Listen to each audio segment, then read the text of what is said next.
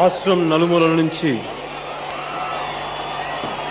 అన్ని ప్రాంతాల నుంచి అన్ని జిల్లాల నుంచి వచ్చిన ప్రతి ఒక్కరికి పేరు పేరున అన్న చిరంజీవి తరపున ప్రజారాజ్యం తరపున మీ అందరికీ నా హృదయపూర్వక నమస్కారం.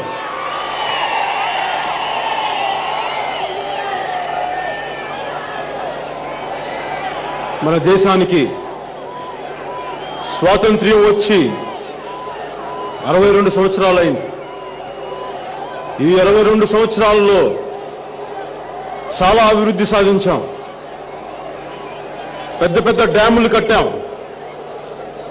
కోట్లాది ఎకరాలు సాగులోకి తీసుకొచ్చాం. గొప్ప గొప్ప విశ్వవిద్యాలయాలు స్థాపించాం. ఎంతో మంది మేధావులను తయారు చేశాం. ఎంతో మంది శాస్త్రజ్ఞులను తయారు చేశాం. ఇక్కడ పరిస్థితులకి మడలేక బయట విదేశాలకు వెళ్లి నోబెల్ బహుమతి పొందిన గొప్ప శాస్త్రజ్ఞులను కూడా తయారు చేశాం. అలాగే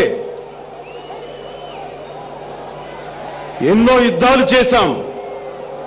పాకిస్తాన్ మీద గెలిచాం. పోఖ్రాన్ అణు పరీక్ష జరిపాం. ప్రపంచమంతా నివ్వెరపడిపోయేలా చేశాం. ఇంత అభివృద్ధి చేసినా మన సిరిసిల్ల చేనేత కార్మికుల ఆత్మహత్యలు ఆప్ చేయలేకపోయాం. ఎంత అభివృద్ధి చేసినా రైతుల ఆత్మహత్యలు ఆప్ చేయలేకపోయాం. ఇంకా బిలియన్ల కొద్దీ జాతీయ ఆదాయం పెరిగిపోయింది. ఎంతో విదేశ పెట్టుబడులు పెరిగిపోయింది అని అన్నా కానీ కనీసం ఇక్కడ తాగునీటికి సరైన వసతులు కల్పించలేకపోయాం. ఒకవైపు విపరీతమైన సైనిక పాటవంతో రకరకాల ఆయుధాలు పెంచుకుంటా వెళ్ళిపోయాం. కానీ ఒక స్వప్నిక లాంటి ఒక చెల్లెలు చనిపోతే అలాంటి చెల్లెలకి రక్షణ కల్పించలేని వ్యవస్థని తయారు చేసుకున్నాం మనం. ఇన్ని అసమానతలు, ఇన్నిటి డిఫరెన్సెస్, ఇన్ని వైరుధ్యాలు, దీనికి కారణం మనుషుల్ని సమంగా చూడగలిగే ఒక రాజకీయ వ్యవస్థ, మనుషుల్ని కులాలకి మతాలకి ప్రాంతాలకి అతీతంగా సమానంగా చూడగలిగే ఒక రాజకీయ నాయకులు కరువవడం వల్ల మన దేశంలో మన సమాజంలో ఇలాంటి అసమానతలు కోకొల్లలు విపరీతంగా పెరిగిపోయినాయి. ఇది మన స్వాతంత్ర్యం కోసం పోరాడిన ఎంతో మంది నాయకులు అందరికీ సమానమైన వ్యవస్థ కావాలి, అందరికీ సమానమైన సంపదను పంచాలి, అందరికీ సమానమైన హక్కులు కావాలని చెప్పి రాజ్యాంగంలో పొందుపరిచిన రాజకీయ శాసనసభ్యులందరూ ప్రామిస్ చేశారు. రాజ్యాంగం మీద ప్రమాణం చేసి మేమందరికీ సమాన హక్కులు కల్పిస్తాం, కులాలకి మతాలకి ప్రాంతాలకి అతీతంగా మేమందరికీ సమమైన న్యాయం చేస్తామని చెప్పి ప్రమాణం చేసి మరి రాజకీయాల్లోకి వచ్చి ఆ ప్రజలకి న్యాయం చేయకపోగా కొన్ని పాలక కులాలకే కొన్ని వర్గాలకే న్యాయం చేస్తూ తక్కిన కులాలకి, చాలా బడుగు బలహీన వర్గాల కులాలకి అన్నిటికీ న్యాయం చేసి మనకు పెరిగిపోతున్న అంతరాల్ని పెంచేసుకుంటా సామాన్య ప్రజలకి, బీద ప్రజలకి, మధ్యతరగతి ప్రజలకి, నీతిగా నిజాయితీగా కష్టపడే ప్రజలకి అభివృద్ధికి దూరంగా చేసేసిన రాజకీయ వ్యవస్థగా తయారు చేశారు. ఇలాంటి రాజకీయ వ్యవస్థకి ప్రతి చోట ఏదో ఒక మార్పు జరుగుతుండేది. మార్పు నిరంతరం. ఇలాంటి మార్పు కోసం మన రాష్ట్రంలో 30 సంవత్సరాల క్రితం ఒక ఖచ్చితమైన మార్పు కావాలని కోరుకుంటే ఆ 2-3 సంవత్సరాల తర్వాత ప్రజలందరూ కోరుకుని నటరత్న ఎన్టీ రామారావు తెలుగుదేశంలో పెట్టి ఒక ఖచ్చితమైన మార్పు తీసుకొచ్చారు. మళ్ళీ 25 సంవత్సరాల తర్వాత విపరీతమైన అసమానతలు పెరిగిపోయి ఒకవైపు దోపిడీ గురయ్యి ఇలాంటి అసమానతలు పెరిగిపోతున్న దశలో రాష్ట్రం నలుమూలల నుంచి కులానికి మతానికి ప్రాంతానికి అతీతంగా ప్రజల గుండెల్లో నుంచి మా బాధల కోసం కష్టపడే ఒక ప్రజా నాయకుడు కావాలని కోరుకున్నప్పుడు ప్రజల గుండెల్లో నుంచి పుట్టాడు ఒక నాయకుడు, అన్న చిరంజీవి. ఇంతమంది రాజకీయ నాయకులు ఉండగా, ఇన్ని రాజకీయ పార్టీలు ఉండగా, కేవలం అన్న చిరంజీవిని ప్రజలు ఎందుకు కోరుకున్నారు? వేరే రాజకీయ పార్టీలో చిత్తశుద్ధి గల రాజకీయ నాయకులు ఉన్నారా లేరా? చాలా మంది ఉన్నారు. కానీ నమ్మకం కలిగే నాయకులు ఉన్నారా? బీద ప్రజల కోసం, బడుగు బలహీన వర్గాల ప్రజల కోసం, నా వాడు నా వ్యక్తి అనుకుని ప్రతి ఇంటిలో నుంచి, గుండె లోతుల్లో నుంచి, వేదన నుంచి పుట్టిన నాయకుడే అన్న చిరంజీవి. ఎందుకంటే అన్న చిరంజీవి వస్తే మా కష్టాల కోసం మా ఇంట్లో మనిషిలాగా పోరాడగలిగే నాయకుడిని ప్రజలు చిత్తశుద్ధిగా నమ్మారు అన్న చిరంజీవి మీద. ఇలాంటి నాయకులు చరిత్రలో చాలా అరుదుగా పుడతారు. ఎప్పుడు కూడా నేను ప్రజలకు చేస్తాను, ప్రజల కోసం నేను వస్తానని చెప్పే నాయకులు తప్ప ప్రజల గుండెల్లో నుంచి పుట్టే నాయకులు చాలా అరుదు. అది చరిత్ర చాలా కొద్ది మందికే అవకాశం ఇస్తుంది. అలాంటి అరుదైన చరిత్ర అవకాశం ఇచ్చింది, చారిత్రాత్మకమైన అవకాశం ఇచ్చింది అన్న చిరంజీవికి. ఇది ఆయన సాధించుకున్నది 2-3 సంవత్సరాల సినిమాలు నటించి కాదు, 30 సంవత్సరాలుగా ఒక పోలీస్ కానిస్టేబుల్ కొడుకుగా పుట్టి, ఒక దిగువ మధ్య తరగతి కుటుంబంలో నుంచి పెరిగి, ఒక పెద్ద స్థాయికి వెళ్ళాలి, ఒక నటుడు అవ్వాలి, ఏదో ఒకటి సాధించాలని తపన ఉండాలి. దాన్ని సాధించుకోవాలంటే అత్యంత కష్టం, ముందు ఆలోచనలోనే తెంచేస్తుంది. అలాంటివన్నీ తట్టుకొని ఒక దిగువ మధ్య తరగతి కుటుంబం నుంచి వచ్చి ఈ రోజున ఒక నటుడై, ఒక స్టార్ అయి, ఒక మెగాస్టార్ అయి, ఈ రోజు పొలిటికల్ మెగాస్టార్ అయి మన ముందుకు వచ్చే ప్రజారాజ్యం పార్టీ స్థాపించిన అన్న. కారణం ఆయన మీద నమ్మకం, కష్టాలను తెలిసినవాడు, బాధల్ని అర్థం చేసుకునేవాడు, కులాల పట్టింపు లేనివాడు, మతాలని సమానంగా చూడగలిగే మనసు ఉన్నవాడు, ప్రజలకు సేవే పరమార్థం అని చెప్పి నమ్మేవాడు. అంతేగాని సినిమాలలో చేసి సినిమాలకే అంకితమైన వ్యక్తి కాదు. ప్రజాసేవ, సినిమా నటుడిగా కూడా ప్రజాసేవకు ఒక సేవాతత్వం ఉన్నది అని చెప్పి ప్రూవ్ చేసిన ఒక గొప్ప రాజకీయ నాయకుడు, గొప్ప ప్రజాసేవకుడు అన్న చిరంజీవి. అలాంటి అన్న రాజకీయాల్లోకి వస్తారనగానే ఇది నేను అన్నయ్యని ఎప్పుడు ఒక అన్నగా చూడలేదు, ఒక నటుడిగా చూడలేదు. నేను ఎప్పుడు కూడా 20 సంవత్సరాలు నేను కన్న కళ అన్న ఒక రోజున ఏ ప్రజలైతే బాధపడుతున్నారో, ఏ ప్రజలైతే దోపిడీకి గురవుతున్నారో అలాంటి ప్రజల కోసం ఒక గొప్ప నాయకుడు రావాలని చెప్పి నేను కన్న కళల కోసం ఈ రోజు అన్న రూపంలో వచ్చాడని చెప్పి నేను మీకు సవినయంగా, సగర్వంగా నేను చెప్పుకోగలను. ఇది ఎంతో మంది వస్తారు, రాజకీయాల్లోకి వస్తారు, కానీ ప్రజలు లక్షలాది కోట్లాది ప్రజలు నమ్మగలిగే వ్యక్తి ఎవరు? ఆ వ్యక్తి శీలం చూస్తారు, ఆ వ్యక్తి గుణగణాలు చూస్తారు. అన్న చిరంజీవి 30 సంవత్సరాలుగా ప్రజలతో మమేకమై, ఇతను మా వాడు, ఇతను మా మనిషి, మా కుటుంబంలో వ్యక్తి, మా అన్న, మా తమ్ముడు, మా వాడు అనుకుని నమ్మి చిత్తశుద్ధిగా ఈ రోజున ప్రజలందరూ ఇక్కడ మనస్ఫూర్తిగా ఇంతమంది దీవించడానికి వచ్చినందుకు మీ అందరికీ నేను మనస్ఫూర్తిగా కృతజ్ఞతలు తెలియజేసుకుంటున్నాను. అన్న చిరంజీవి రాజకీయాల్లోకి వస్తాడనగానే ఆయనకి ఎందుకు రాజకీయాలు? ఆయన ఏం చేయగలడు? వచ్చి ఆయన రాజకీయాలు తట్టుకోలేడు, సున్నిత మనస్కుడు అంటారు. ఆయన సున్నిత మనస్కుడు అయితే 30 సంవత్సరాలు సినిమా చలనచిత్ర చరిత్రలో ఎన్ని ఆటుపోట్లు తట్టుకొని నాలాంటి కొత్త వాళ్ళని కూడా పక్కన పెట్టగలిగే దమ్ము, ధైర్యం ఉన్న నిజమైన మెగాస్టార్ అన్న చిరంజీవి.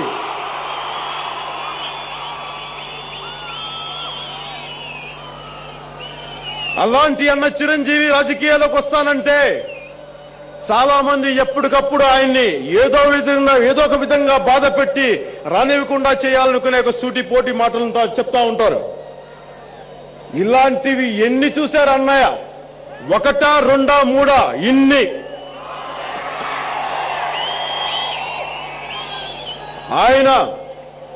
రాజకీయాల్లోకి వచ్చి ఏం చేశాడు, ప్రజలకు ఏం చేశాడు, ఏ ఉద్యమాలు నిర్వహించాడు అంటారు. ఉద్యమాలు నిర్వహిస్తేనే రాజకీయ నాయకుడు కావాలా? ఉద్యమాలు నిర్వహిస్తేనే ప్రజాసేవకుడు కావాలా? ఒక మంచి మనసున్న అన్న నాయకుడు, ప్రజాసేవకుడు, ఐజీ ప్రజా నాయకుడై, రాజకీయ నాయకుడై, రాజకీయ వ్యవస్థని సరిదిద్దగల ఒక గొప్ప ప్రజాసేవకుడు, ప్రజానాయకుడు అన్న చిరంజీవి. ఇది నేను కోరుకున్నాను.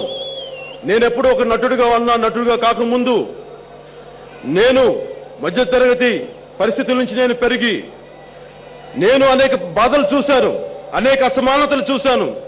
ఎంతసేపు మన సమాజం ఒక పలుకుబడి ఉన్న వాళ్లకో, ఒక అధికారం ఉన్న వాళ్లకో, లేదంటే డబ్బు ఉన్న వాళ్ళకి తప్ప సామాన్యమైన మధ్యతరగతి కుటుంబీకులకి, బడుగు బలహీన వర్గాలకు చెందిన వారికి ఎలాంటి అండ లేనప్పుడు ఎందుకు ఇంత అసమానతలని చెప్పి నేను ఎప్పుడు నిరంతరం నన్ను నేను ప్రశ్నించుకున్నాను. అలాంటి ప్రశ్నించుకున్న టైంలో ఉన్న రాజకీయ వ్యవస్థని, రాజకీయ నాయకుల్ని చూసినప్పుడు ఎందుకు ఈ రాజకీయ నాయకులు నిజమైన ప్రజాసేవ ఎందుకు చేయలేరు? ఎన్నో త్యాగాలు చేస్తేనే కదా మనకి స్వాతంత్ర్యం వచ్చింది. ఇలాంటి త్యాగాల కోసం నిజమైన రాజకీయ నాయకులు ఎందుకు లేరు, ఎందుకు చేయలేరు అనిపించినప్పుడు అన్ని ఏళ్ళ, అన్ని దశాబ్దాల పాటు నేను చూస్తుంది ప్రజలకి నిజమైన సేవ చేయగలిగే గుణం లేదు, మంచి మనసు లేదు, పెద్ద మనసు లేదు. అలాంటి పెద్ద మనసు లేకపోవటం వల్ల ఈ రోజు మన దేశంలో ఇన్ని అసమానతలు, ఇన్ని ఇబ్బందులు. ఇవన్నీ చూస్తూ అన్న ఒక రోజున నిర్ణయం తీసుకున్నప్పుడు నేను అన్న కాళ్ళకి నమస్కరించాను. నీ కింద ఎప్పుడు నేను నీలాంటి వ్యక్తి ఈ సమాజంలో ఒక రాజకీయ రంగాల్లోకి ప్రవేశిస్తే తుప్పు పట్టిపోయిన రాజకీయాల్ని, భ్రష్టు పట్టిన రాజకీయాల్ని, దోపిడీ రాజకీయాల్ని నీలాంటి ప్రజానాయకుడే, ప్రజాదరణ ఉన్న నాయకుడే దీనిని మార్చగలడు, దీని మీద పోరాటం చేయగలడు. నేను సవినయంగా అన్నయ్యకి పాదాభివందనం చేసి నేను ఆ రోజు అనుకున్నాను. అలాంటి అన్న చిరంజీవికి నేను ఎప్పుడూ ఒక సైనికుడిలాగా, ఒక అంగరక్షకుడిలాగా ఆయన చేసే ఈ ప్రజా ఉద్యమాలకి, బడుగు బలహీన వర్గాల ప్రజల కోసం, బడుగు బీసీ వర్గాల నాయకుడిగా ముందుకొచ్చిన అన్న చిరంజీవికి నేనెప్పుడు ఒక అంగరక్షకుడిలాగా ఆయన వెన్నంటే ఉండి తుది వరకు న్యాయం జరిగేలా ఆయన వెన్నంటే ఉంటానని చెప్పి ఈ సభాముఖంగా నేను మీ అందరికీ తెలియజేసుకుంటున్నాను.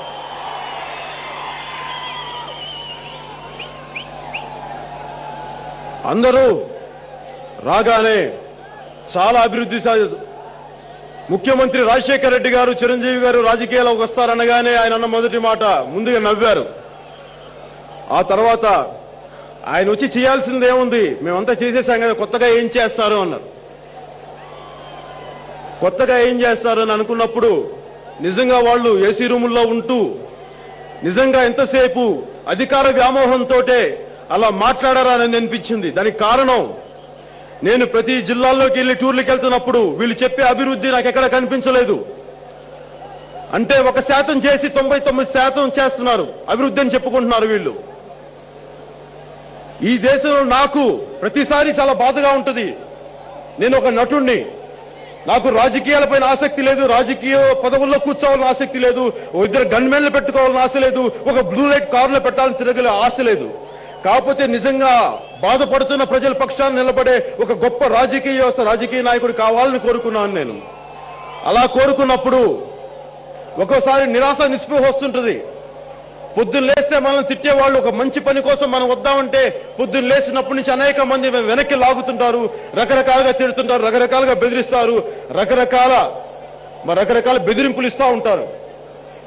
ఇలాంటివి చూస్తున్నప్పుడు గాంధీజీ మహాత్ముడు పేజీలో ఒకటి చదివాను ఆయన పుస్తకంలో, ఆయన సత్యశోధన అనే పుస్తకంలో, నీకు ఎప్పుడైనా సరే సంశయం వచ్చినప్పుడు ఈ ప్రజలకి ఎందుకు నేను ఇక్కడున్నాను, నేను ఏం చేయగలను వీళ్ళకి అని, నీ మీద నీకే నిరాసక్తత వచ్చినప్పుడు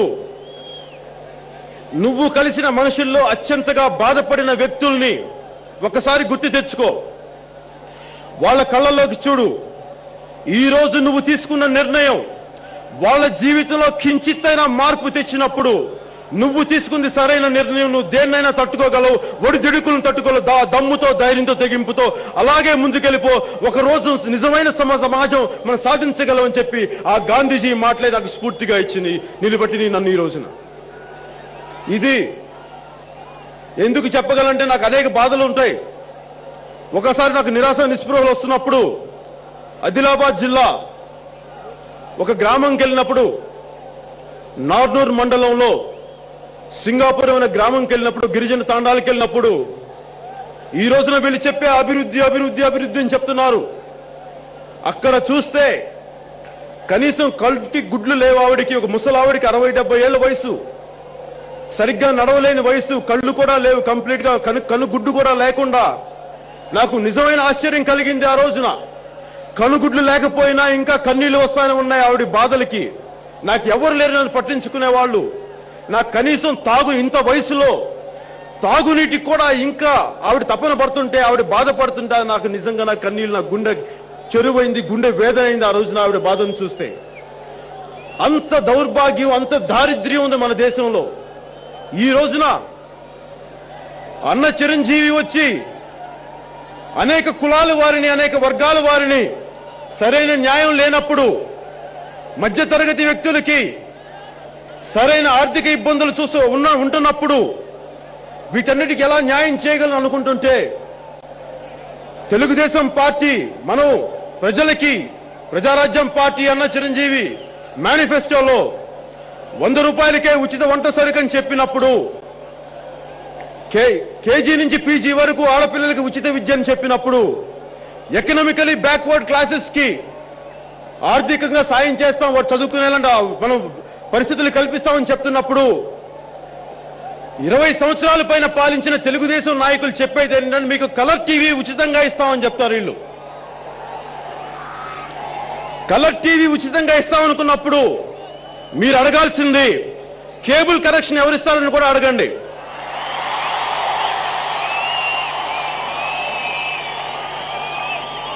కరెంటు బిల్లు ఎవరు కడతారని కూడా అడగండి. ఒకవేళ గ్రామీణ ప్రాంతాల్లో వాళ్ళు ఏదో చెప్పారు 12 గంటల ఉచిత విద్యుత్ ఇస్తామని చెప్పి, మరి రైతులు పొలాల కోసం మోటార్ వేసుకోవాలా లేదంటే టీవీ పెట్టుకోవాలా?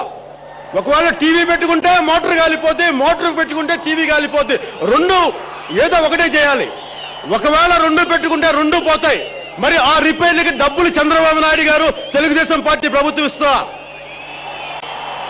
ఏంటి దౌర్భాగ్యపు ఆలోచనలు? దీనిని ఇంగ్లీష్ లో థాట్ పోవర్టీ అంటారు. భావ దారిద్ర్యం. భావ దారిద్ర్యం అంటే ప్రజలకి నీకు చేసే ఒకవైపు రామారావు గారు, ఎన్టీ రామారావు గారు తెలుగువాడి ఆత్మ గౌరవాన్ని ఆయన ముందుకొస్తే, తెలుగువాడి ఆత్మ గౌరవాన్ని ఇంకా ముందుకు తీసుకెళ్లి ఇంకా పెంచాల్సింది పోయి, వాడి ఆత్మ గౌరవాన్ని వాళ్ళకి ఇవ్వాల్సింది పోయి, ప్రజల్ని అడుక్కునే వాళ్ళలాగా మీకు టీవీలు ఇస్తాం, మీకు ఉచితంగా ఇస్తామని చెప్పి మీరు ఎప్పుడు వాళ్ళ కాళ్ళ మీద నిలబడగలిగే సామాజిక పరిస్థితులు మీరు సృష్టించలేరా? సృష్టించలేరు వీళ్ళు. ఎందుకంటే 9 సంవత్సరాలు పాలించి కూడా ఇంకా ఇలాంటి భావ దారిద్ర్యంతో, థాట్ పావర్టీతో సఫర్ అవుతున్న వాళ్ళు రేపొద్దున ప్రజలకు ఏం చేయగలరు? వీళ్ళు ఏమీ చేయలేరు. ఇన్ని సంవత్సరాలు పదవుల్లో ఉండి వాళ్ళు చేసిందల్లా ఏ రోజున చట్టసభలో కూర్చొని ప్రజా సమస్యల గురించి మాట్లాడారా? పటాన్ చెరువు, ఈరోజు మెదక్ జిల్లాలో పటాన్ చెరువు కాలుష్యం మామూలు కాలుష్యం కాదు. 7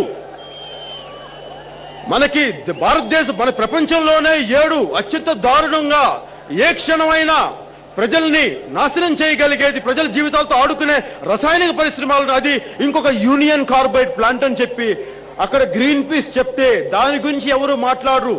భూగర్భ జలాలు కాలుష్యం అయిపోయినాయి, దాని గురించి ఎవరు మాట్లాడరు. వాళ్ళు వెళ్ళి చట్టసభలో కోరుకునేది నీ కొడుకు లోకేష్ ఎక్కడ తిన్నాడు, ఎక్కడ చదివాడు, ఏం చేశాడు.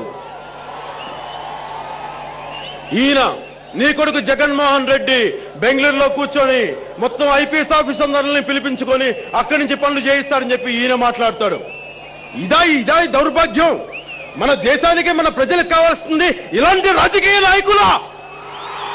ఇలాంటి రాజకీయ నాయకులు కావాలా మనకి? మనకి కావాల్సింది నిజంగా ప్రజాసేవ చేయగలిగే, ప్రజల పక్షాన నిలబడి ప్రజల కోసం పోరాటం చేయగలిగే ఒక ప్రజా నాయకుడు కావాలి. అది అన్న చిరంజీవి కావాలి.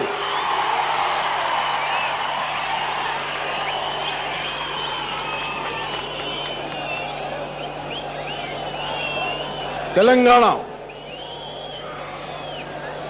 అన్న పార్టీ పెడతారనగానే ఈయనకేం లేదు ఇక్కడ. ఆంధ్రాలో ఉంటుంది, ఆంధ్ర ప్రాంతంలో ఉంటుంది, తెలంగాణలో ఏముండదు. ఈ రోజు ఈ తెలంగాణలో లేకపోతే ఇన్ని లక్షల మంది ఇక్కడ ఉంటారా? అంటే ఎప్పటికప్పుడు కుటిల రాజకీయ నీతితోటి, రాజకీయాలతోటి ఈ వ్యక్తి వస్తే మనకి ఎసరు పెడతాడు, మన అవినీతి కాంగ్రెస్ ని సమాధి చేస్తాడు, చేతగాని వెన్నుపోటు పొడిచే తెలుగుదేశాన్ని భూస్థాపితం చేస్తాడనే భయంతో ఆయన మీద, ఆయనతోటి నటించే, రోజు good morning sir, how are you sir అని చెప్పే వాళ్ళు కూడా ఆయన విమర్శించే స్థాయికి తీసుకొచ్చారు ఈ రోజున. ఇది కేవలం ఏంటంటే భయం. నేను ఒకటే చెప్తాను, మీరు నిజంగా అంత గొప్ప ప్రజాసేవ చేయగలిగి ప్రజల కోసం పాటుపడగలిగే నాయకులైతే, ఒక ప్రజానాయకుడి కోసం, ఒక సినిమా నటుడి కోసం అయితే మీరు ఎందుకంత భయపడతారు? ఆయన వదిలేయచ్చు కదా, ఆయన విధి విధానాల మీద మాట్లాడచ్చు కదా. అది మాట్లాడలేరు. ఎందుకంటే ఆయనలో ఏ మచ్చ లేదు. ఉన్న మచ్చలల్లా వీళ్ళ ఒళ్ళ మీద ఉన్నాయి. వాళ్ళు చూసుకోవాలి.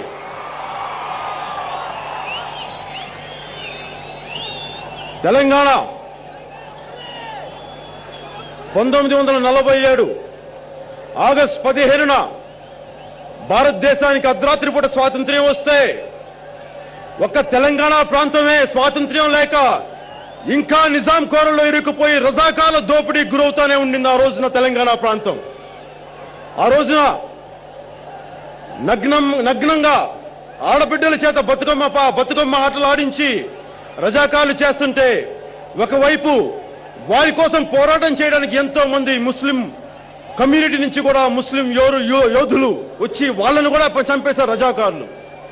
అలాంటి బాధల్లో ఉండి తెలంగాణ ఎప్పటికీ వివక్షకు గురవుతా, వెనకబాటుతనానికి గురవుతా, ఎన్నో జీవనదులు ప్రవహిస్తూ ఇంకా తెలంగాణ ప్రాంతం వెనకబాటుతనానికి గురవుతుంది అని అందరూ పదేగా వస్తుంటే, ఎన్నో వందల మంది చనిపోయినా ఇంకా ఇది నా తెలంగాణ సెంటిమెంట్ బలంగా ఉన్నప్పుడు ఏ పార్టీ కూడా స్పష్టత ఇవ్వలేకపోయింది. అన్న చిరంజీవి వీటన్నిటినీ చదివి చూసి అనేక మంది ఉద్యమకారులతో మాట్లాడి ప్రత్యేక తెలంగాణ కోసం, అది ప్రజా తెలంగాణ కోసం, వెనుకబడిన బీసీల తెలంగాణ కోసం నేను ఎప్పుడు ఉంటానని చెప్పి సుస్పష్టంగా అన్న సంపూర్ణ మద్దతు ప్రకటించారు ప్రత్యేక తెలంగాణ రాష్ట్రానికి.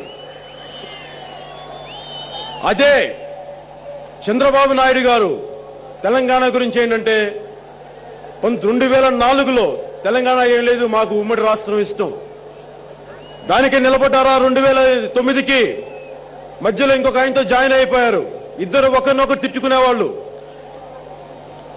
మొన్న ఈ మధ్యన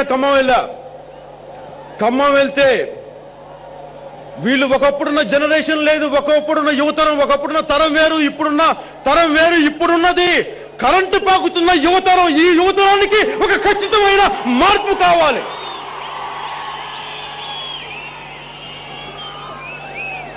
వాళ్ళు ముందుగా మనతో వస్తామన్నారు. మీలాంటి గొప్ప భావాలు ఉన్నాయి, సామాజిక న్యాయమైన అంశంతో వచ్చారు, మీతో వస్తామని చెప్పి కమ్యూనిస్ట్ పార్టీ నాయకులు చెప్పారు. మరి వాళ్ళు ఎందుకు వెళ్ళిపోయారు ఈ రోజున అని అడిగితే, వాళ్ళు చెప్పే అంశం ఆర్గనైజేషన్ లేదు, వీళ్ళకి జనం లేరు, పనిచేసే వ్యక్తులు లేరు అంటారు. పనిచేసి వ్యక్తులే లేకపోతే 5 రోజుల్లో ఇంత మహాసభ మనం ఏర్పాటు చేయగలవా? మనకి ఇంతమంది కార్యకర్తలు లేకపోతే. అది ఆ కమ్యూనిస్ట్ నాయకులు తెలుసుకోవాలి. అది కమ్యూనిస్ట్ నాయకులు, అది మహాకూటమి కాదు. నా ఉద్దేశంలో అయితే అది కులాల కూటమి. అది నేను చెప్పడానికి నేను భయపడను. ఎందుకు? ఒకరినొకరు తిట్టుకునే నాయకులు, తడిగుడ్డలతో గొంతులు కోసేవాడని చెప్పి కల్వకుంట్ల చంద్రశేఖరరావుని చంద్రబాబు నాయుడు గారు తిడితే, ఇతను గజ దొంగ, తెలుగుదేశం మంత్రులంతా చిల్లర దొంగలని చెప్పి తిట్టుకుంటా ఆయన, కమ్యూనిస్ట్ పార్టీలని ఇవి తోకల పార్టీలని చెప్పి తిట్టుకుంటా వీళ్ళు. ఇలాగా వైరుధ్యాల పుట్టతోటి ఒకరినొకరు తిట్టుకునే వ్యక్తులందరూ కలిసి ఏకంగా ఒక మహాకూటమిగా జాయిన్ అయ్యి వీళ్ళు ప్రజల్ని మాయ చేసే ఒక మాయాకూటమిగా తయారయ్యారు వీళ్ళందరూ. ఇలాంటి వ్యక్తులు నిజానికి ప్రజలకు ఏం చేయగలరు? వీరికి ప్రజలకి సేవ చేయాలన్న భావం లేదు, వీళ్ళకి ప్రజల కోసం నిలబడాలన్న ధ్యాస లేదు. కేవలం మేము పదవుల్లో ఉన్నామా, ఎంతసేపు మేము ఆస్తులు సంపాదించుకున్నామో ఇలాంటి వ్యక్తులుగానే మిగిలిపోతారు. ఇలాంటి వాళ్ళకి ఎక్కడ ఒక నాయకుడు వచ్చి, ప్రజానాయకుడు వచ్చి నిజమైన రాజకీయ అభివృద్ధి సాధిస్తాడో, రాజ్యాంగ నిర్మాతలు కలలు కన్న సామ్రాజ్యాన్ని, ప్రపంచాన్ని ఎక్కడ తెస్తారో, ఎలాంటి సమాజాన్ని ఎక్కడ తెచ్చేస్తారో అన్న భయంతో వాళ్ళందరూ ఏకమై బడుగు బలహీన వర్గాల, బీసీ వర్గాల కోసం యాంటీగా వాళ్ళందరూ ఏకంగా ఒక అగ్రకుల కూటమిగా తయారయ్యారు వీళ్ళందరూ.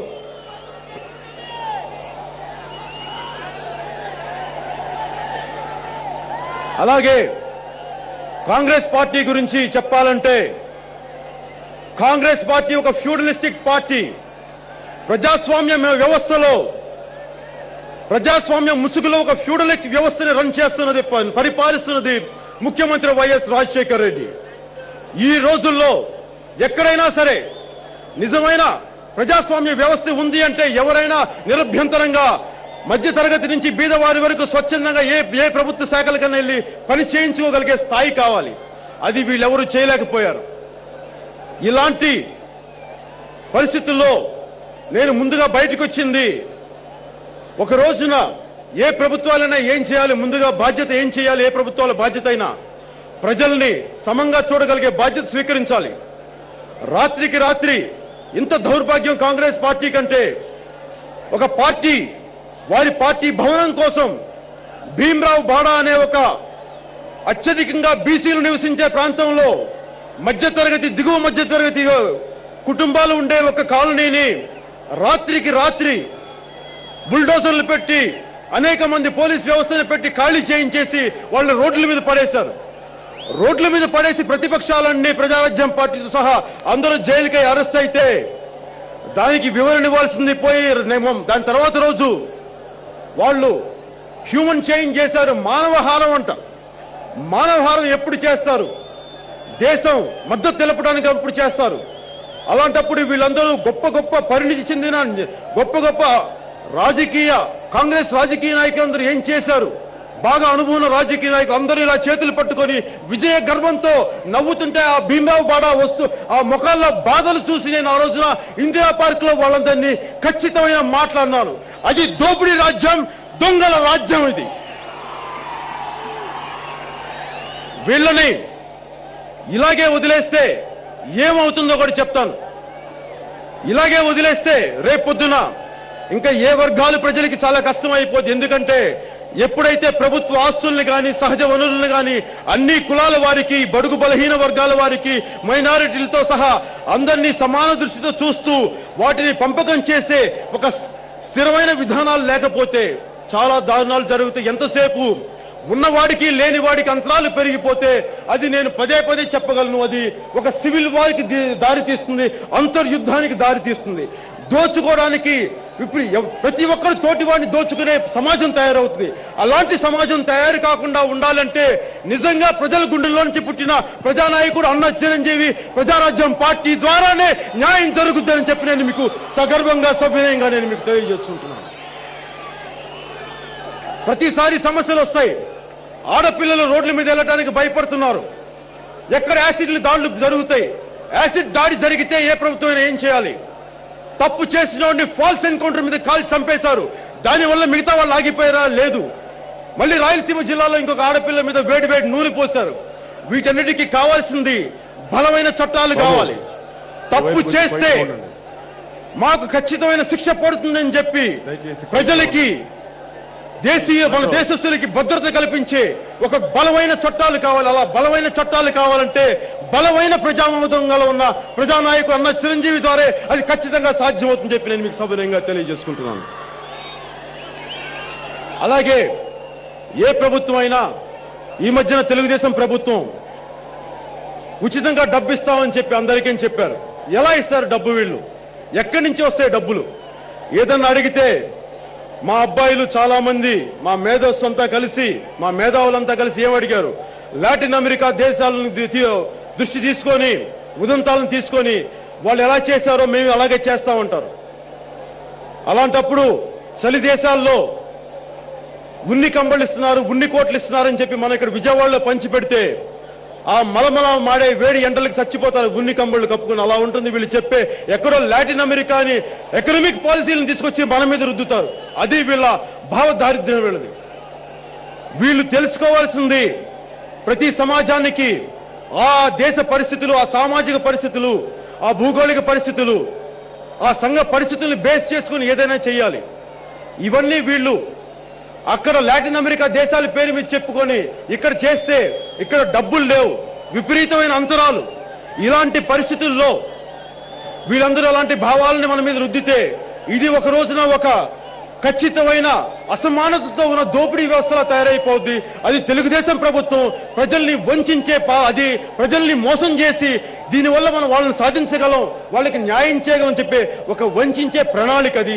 దాన్ని దయచేసి మీరు ఎవరు నమ్మొద్దు. ఎందుకంటే ఇది నా మాటలుగా కాదు, మీరు అనేక మంది ఆర్థిక శాస్త్రవేత్తలను మాట్లాడి మీరు అందరూ తెలుసుకోండి. అందుకనే లోకల్ ఎకానమీస్ డెవలప్ అవ్వాలి. మన రాష్ట్రంలో మన ఊళ్ళల్లో మనం పండించుకోగలిగే స్తోమత కావాలి. ఉద్యోగాలు వదిలేశారు, కొత్త కొత్త పరిశ్రమలు మూసేస్తున్నారు. కాగజ్ నగర్కి వెళ్ళి ఏ జిల్లాకి వెళ్ళినా ఎక్కడికి వెళ్ళినా కనీసం ఒక మూతపడే పరిశ్రమ ఉంటుంది. లక్షలాది ఉద్యోగాలు ఇవ్వాల్సిన యువతకి నిరుద్యోగులుగా చేస్తున్నారు. దానికి తగ్గ ప్రణాళికలు ఏమున్నాయి? మీరు కొత్త పరిశ్రమలు ఎలా పెడతారు? కొత్త కొత్త వ్యక్తులను ఎలా తీసుకొస్తామంటే మేము ఒక SEZ పెడతా ఉంటారు. SEZ పెట్టి ఏం చేశారు? పేద రైతుల భూములు లాక్కున్నారు. కనీసం ఒక ఇప్పుడు దాకా SEZ ఇచ్చింది 50,000 ఉద్యోగాలే. అది వాళ్ళు చెప్పింది 15 లక్షల ఉద్యోగాలు, ఇంకో 10 లక్షలు ఇండైరెక్ట్ గా వచ్చే ఉద్యోగాలు అని చెప్పి ఇప్పుడు దాకా వాళ్ళు చేసింది 50,000 ఉద్యోగాలు. ఇది తెలుగుదేశం కాంగ్రెస్ ప్రభుత్వం చేతగానితనం, వైఫల్యం, అవినీతి. అందుకని ఈ రోజు నేను ఖచ్చితంగా కోరుకునేది బడుగు బలహీన వర్గాల ప్రజల కోసం, కష్టపడే ప్రజల కోసం ఒక సమూలమైన సామాజికమైన అంతరంతరాలలో నుంచి ఒక సమూలమైన మార్పు కావాలి, ఒక బలమైన సామాజిక మార్పు రావాలని చెప్పి ఆ మార్పు అన్న చిరంజీవి ద్వారా, ప్రజారాజ్యం పార్టీ ద్వారా వస్తుందని చెప్పి నేను ఖచ్చితంగా నమ్ముతూ ఈ వచ్చే ఎన్నికల్లో ప్రజారాజ్యం గెలుపు, కష్టపడే వారి గెలుపు, బీసీ వర్గాల గెలుపు, బడుగు బలహీన వర్గాల గెలుపు అయి తీరుతుందని చెప్పి నేను మనస్ఫూర్తిగా నమ్ముతున్నాను. అలాగే మనకి ఈ రోజున ఉన్నది ముగ్గురే. ఒకరు ఫ్యూడలిస్టిక్ వ్యవస్థతోటి రిప్రజెంట్ చేస్తున్న వైఎస్ రాజశేఖర రెడ్డి, అలాగే వెన్నుపోటు పొడిచి ఎప్పుడు కూడా అధికార దాహం తప్ప ప్రజలని అవసరాలను వదిలేసే ఒక వెన్నుపోటు పొడిచే రాజకీయ నాయకుడు చంద్రబాబు గారు. అలా కాకుండా మనకు మిగిలింది క్లీన్ గా ప్రజల్ని సంపూర్ణంగా అందరినీ సమానంగా చూడగలిగే, సామాజిక న్యాయం కోసం 2 చేతులతోటి ప్రజల్ని సమానంగా చూడగలిగే అన్న చిరంజీవి. ఇది అన్న చిరంజీవి ప్రజారాజ్యం పార్టీ ద్వారా వచ్చే ఎన్నికల్లో విజయ భేరీ మోగిస్తామని చెప్పి నేను మీకు సవినయంగా తెలియజేసుకుంటూ జై చిరంజీవి, జై ప్రజారాజ్యం, జై హింద్.